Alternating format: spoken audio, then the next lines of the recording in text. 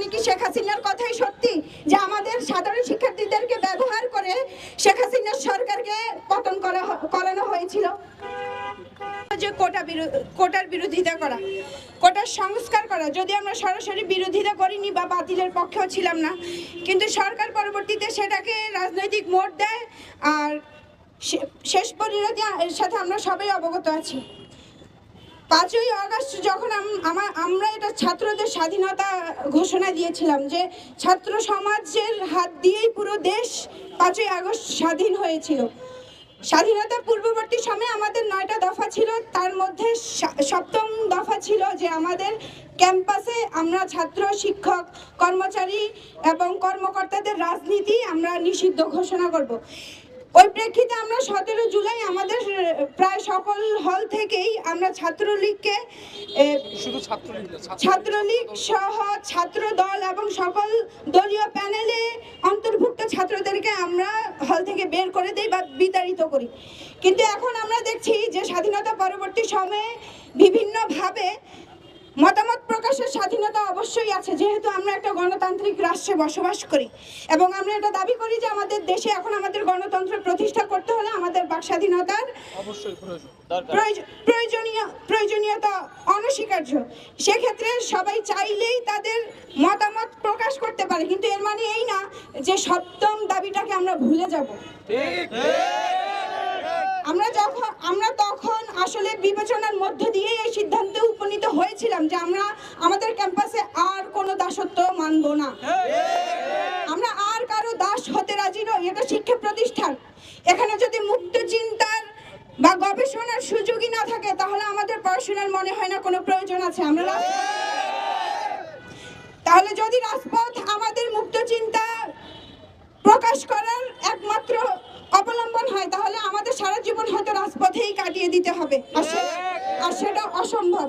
আমরা আমাদের শ্রেণীকক্ষে ফিরে যেতে চাই। আমরা দেখেছি যে সিন্ডিকেটের সিদ্ধান্ত নিয়েছে যে 22 সেপ্টেম্বর থেকে আমাদের ক্লাস শুরু হবে।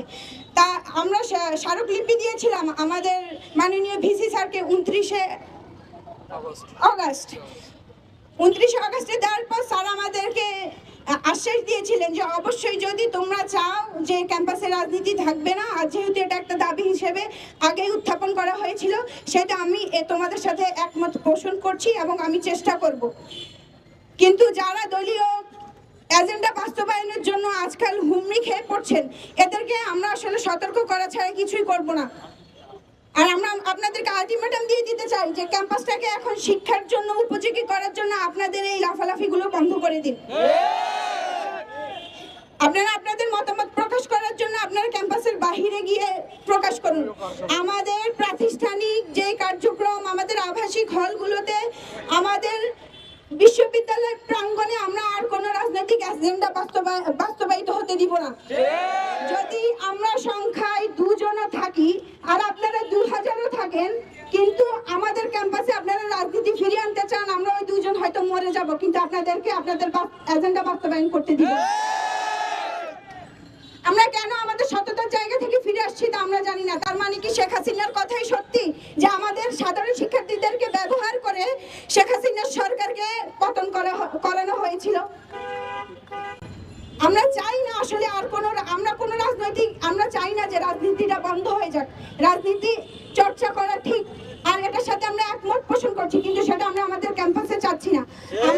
আমাদের 2টো দাবি, একটা হচ্ছে অবিলম্বে আমাদের ক্যাম্পাস থেকে ছাত্র, শিক্ষক, কর্মচারী, কর্মকর্তার যে রাজনীতি, লেজুর ভিত্তিক রাজনীতি, সেটা আমরা উৎখাত করে ফেলবো।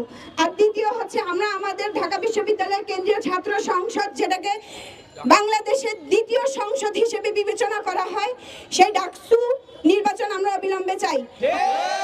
যেভাবে ডাকসুকে আপনারা অচল করে রেখেছেন, আমরা ঠিক সেভাবেই মোড় ঘুরিয়ে তাকে সচল করে ফিরবো ইনশাআল্লাহ।